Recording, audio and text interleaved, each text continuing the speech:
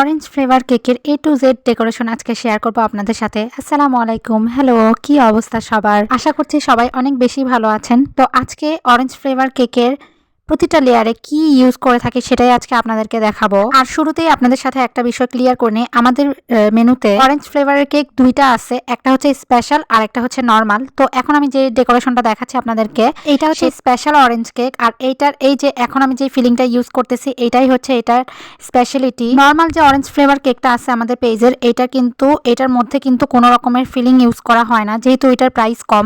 তো ওই অনুযায়ী ওটা জাস্ট ইমালশন দিয়েই করে দেওয়া হয়, মানে অরেঞ্জের জাস্ট ফ্লেভার পাবেন আপনারা, রিয়েল অরেঞ্জ পাবেন না। কিন্তু এই কেকটার মধ্যে, যেটা আমাদের স্পেশাল অরেঞ্জ কেক, এটার মধ্যে আপনারা একদম ভরপুর ফিলিং পেয়ে যাবেন।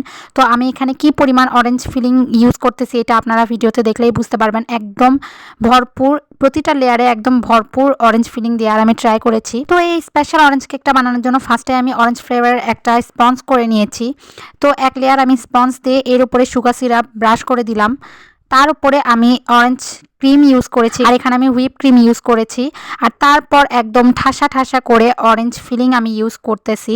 তো ভিডিওতে দেখলেই আপনারা বুঝতে পারবেন এখানে কি পরিমাণ অরেঞ্জ ফিলিং আমি দিয়েছি। আর এই ফিলিংটা এত বেশি মজা হয়, মানে এটা আসলে ওইভাবে বলে বোঝানো সম্ভব না, মানে একদম অসাধারণ। আর এই ফিলিংটা কিন্তু একটু ট্যাঙ্গি হয়, যেহেতু অরেঞ্জ বা মালটা আমরা যেটা রিয়েলটা খাই ওটাতে কিন্তু একটু টক মিষ্টির একটা ভাইবস থাকে।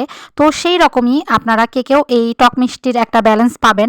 আর এই ট্যাঙ্গিনেসটা কিন্তু অনেকেই মানে পছন্দ করে থাকে, আবার অনেকের কাছে এটা ভালো নাও লাগতে পারে। এটা আসলে যার যার পার্সোনাল ব্যাপার। এই অরেঞ্জ ফিলিংটা একদম রিয়েল মালটার রস থেকে করা হয়। এখানে আমি কমলাটা ইউজ করি না, মালটাই সবসময় ইউজ করে থাকি। তো এই অরেঞ্জ ফিলিংয়ের রেসিপিটা আপনারা অনেকেই চাচ্ছিলেন, কিন্তু আনফর্চুনেটলি আমি এই কেকটা করার সময় এই ফিলিংটার আসলে ওইভাবে ক্লিপ নেই নাই, মানে আমার ওইভাবে শেয়ার করার ইচ্ছাও ছিল না। তো অনেকেই এই ফিলিংটার রেসিপি চাচ্ছেন, ইনবক্সও করছেন বেশ কয়েকজন।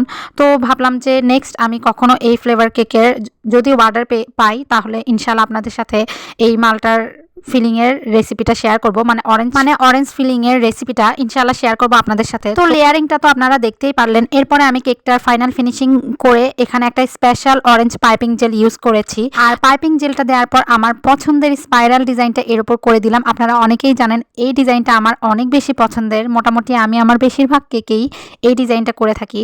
আর দেখতেও কিন্তু অনেক বেশি সুন্দর লাগে। দেখেন এত সুন্দর লাগতেছে কেকটা, মানে এরকম রাখলেও কেকটা যথেষ্ট সুন্দর লাগবে। তো এরপরে আমি 6B অথবা এটা 195 ছিল নজেলটার নাম্বার, আমার ওই রকম মনে পড়তেছে না। তো এই দুটার মধ্যে যে কোনো একটা ছিল। তো ওই নজেল দিয়ে আমি জাস্ট সাইড দিয়ে বর্ডার করে দিব।